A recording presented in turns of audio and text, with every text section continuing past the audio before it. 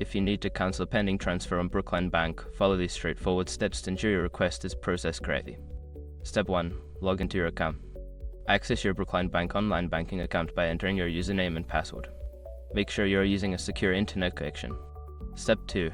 Navigate to Transfers. Once logged in, locate the Transfers section in the main menu. This area contains all your recent and pending transactions. Step 3. Find the pending transfer. In the Transfers section, look for the list of pending transfers. Identify the specific transfer you wish to cancel by reviewing the details such as the amount and recipient. Step 4. Select the transfer. Make sure your information is protected first. Most people don't think about breaches until something actually happens to their accounts. Use SROP to monitor your accounts 24/7 and instantly alert you if your information appears in leaked databases online. It constantly checks billions of breached data points in the background. And considering how much personal information people keep online now, it's honestly worth having. Link in the description. Step 5. Confirm cancellation.